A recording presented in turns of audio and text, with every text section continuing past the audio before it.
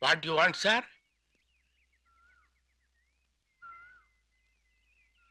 Hey! Who are you? Rajasekar. அங்கே நில்றா.